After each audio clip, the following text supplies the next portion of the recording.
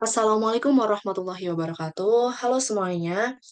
Jadi kali ini aku akan menunjukkan cara melakukan uji autoregressive distributed lag atau ARDL menggunakan software eViews. Nah, jadi untuk informasi, autoregressive distributed lag ini merupakan model data time series yang sifatnya multivariat atau banyak variabel. Kalau sebelumnya nih hanya menggunakan variabel Y saja, karena univariat sampai di ArcGarch ya. Nah, di ARDL ini digunakan juga variabel X-nya. Jadi pembatas univariat dan multivariat itu ada di ArcGarch, sedangkan ARDL sudah masuk di multivariat. Kemudian ARDL itu syaratnya hanya boleh stasioner di level atau di first difference. Itu udah paling maksimal.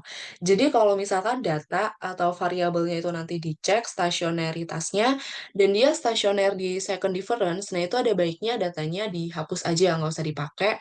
Atau datanya dibanyakin, dipanjangin ya, biar stasionernya itu bisa di level atau di first difference. Nah, data yang akan aku gunakan itu ini ya data kuartal, yaitu harga emas, nilai tukar dolar, minyak dunia, suku bunga, permintaan emas, dan inflasi. Nah, tapi karena inflasi ini ketika dicek stasionernya itu dia di second difference, jadi dia nggak akan aku gunakan dalam uji kali ini. Lalu di ARDL ini perlu diketahui variabel Y, dependent, dan juga variabel X-nya. Nah, kalau di sini variabel Y-nya itu adalah harga emas, kemudian nilai tukar dolar, minyak dunia, suku bunga, dan permintaan emas ini adalah variabel independen. Jadi keempat variabel X ini nanti yang akan mempengaruhi si harga emas. Oke, kita langsung mulai aja tutorialnya. Yang pertama, kita copy datanya. Data yang aku gunakan ini data kuartal dari 2007 sampai 2017 ya. Aku copy dulu. Kemudian kita buka eViews-nya. Oke, seperti biasa, create a new eViews Word file. Karena time series, nggak apa-apa, nggak usah diubah ini regular frekuensi. Nah, di sini data specification-nya. Kalau datanya tadi kan kuartal ya, jadi aku ganti dulu. Kemudian di sini tadi 2007 sampai 2017. Oke, pilih Quick Empty Group. Langsung di paste datanya. Oke, jadi ini dia datanya tadi. Aku mau rename dulu karena ini nanti bakal susah dibaca ya. Sesuai urutan tadi, yang pertama itu kan tadi ada harga emas, aku tulis HE aja, harga emas. Kemudian tadi ada nilai tukar dolar. Aku singkat NTD, nilai tukar dolar. Kemudian di sini ada minyak dunia, MG, minyak dunia. Kemudian ada suku bunga, tulis suku bunga aja. Dan yang terakhir itu ada permintaan emas. Oke, ini biar lebih memudahkan aja sih, jadi aku rename. Oke, sebelum melakukan uji ARDL, seperti yang aku singgung di awal tadi, kita perlu cek stasioneritas masing-masing variabel untuk memastikan bahwa datanya itu stasioner di level atau di first difference, sesuai syarat di ARDL ya. Jadi kita cek satu-satu. Ini dihapus saja nggak apa-apa. Pertama kita cek harga emas, kita view, unit root test, di level dulu, klik OK. Oh, dia belum stasioner ya teman-teman. Jadi kita lanjut di first difference-nya. Oke, probabilitasnya udah signifikan. Kemudian tes statistiknya juga lebih kecil. Jadi harga emas dia stasioner di first difference. Lanjut di minyak dunia, unit root test, level, belum signifikan. Kemudian di first difference-nya, oke, dia udah signifikan ya. Berarti minyak dunia juga di first difference. Kemudian nilai tukar dolar, view, unit root test, di level. Belum signifikan juga. Kemudian unit root test di first difference. Oke, udah signifikan. Lanjut, permintaan emas. Kita klik view, unit root test, levelnya dulu. Oke, jadi permintaan emas itu dia udah stasioner di level ya. Terus terakhir ini ada suku bunga. Kita cek di level, dia belum stasioner.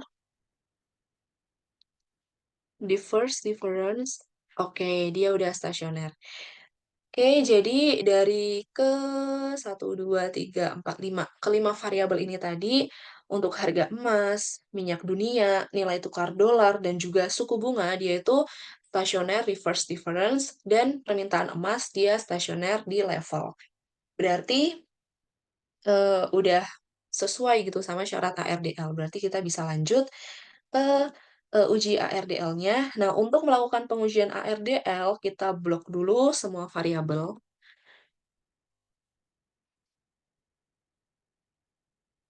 Kita blok harga emas, minyak dunia, nilai tukar dolar, permintaan emas, dan juga suku bunga. Kita klik kanan, open as equation. Sebenarnya bisa pilih quick, tapi ini biar cepat aja sih.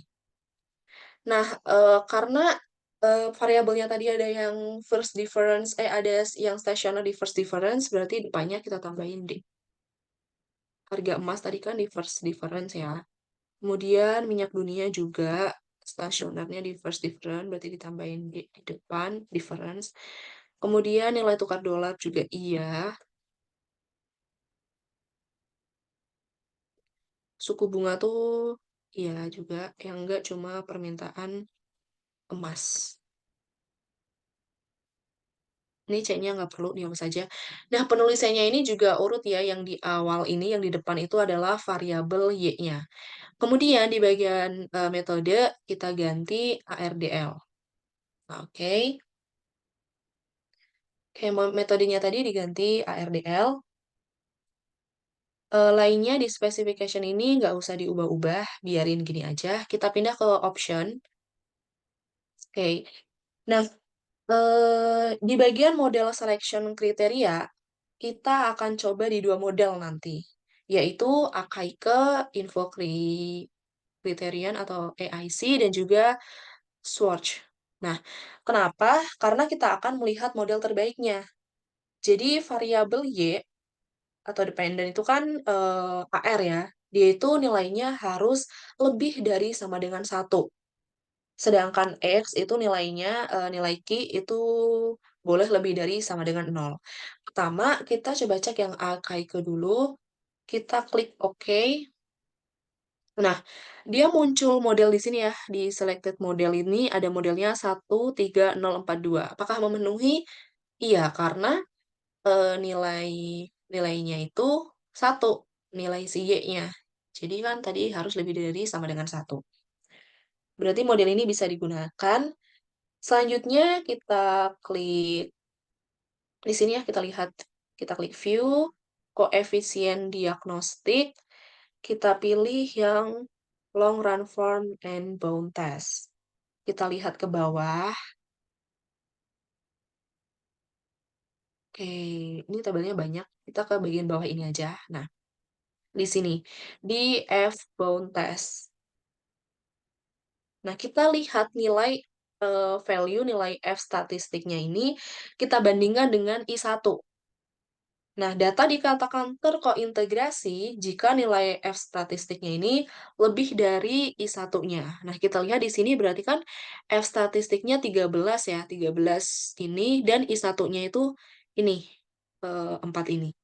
Dan dia itu nilainya lebih besar daripada I1. Berarti model ini bisa digunakan. Gitu.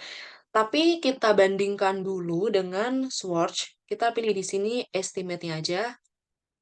Oke, ini biarin. Kita langsung ke option. Kita pilih yang Swatch. Kita klik OK. Oke, jadi ini model dari Swatch itu dia menyarankan 10001. Apakah memenuhi? Iya, karena nilai Y-nya itu kan lebih dari sama dengan satu.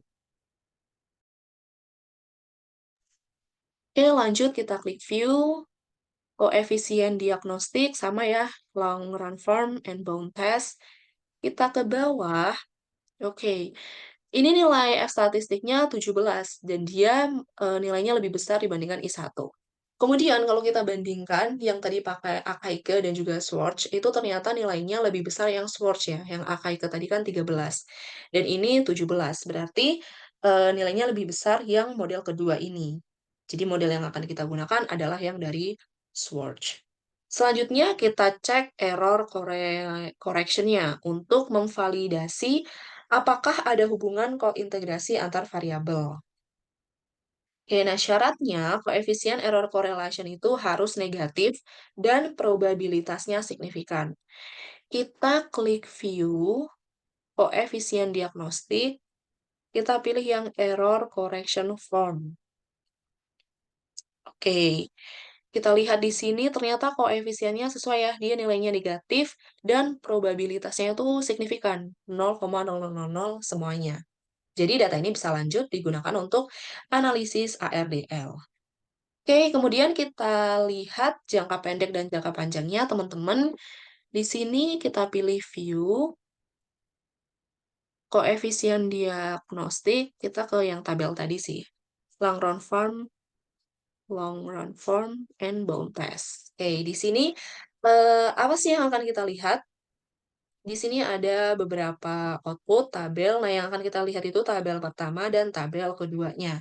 Jadi tabel di atas ini tuh tabel terkait jangka pendeknya, kemudian yang bawah ini jangka panjangnya.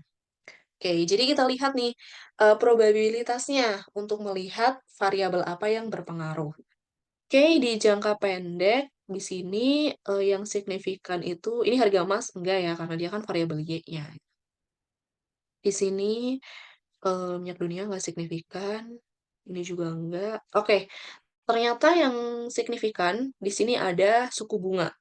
Oke, jadi artinya suku bunga akan berpengaruh terhadap harga emas di jangka pendek.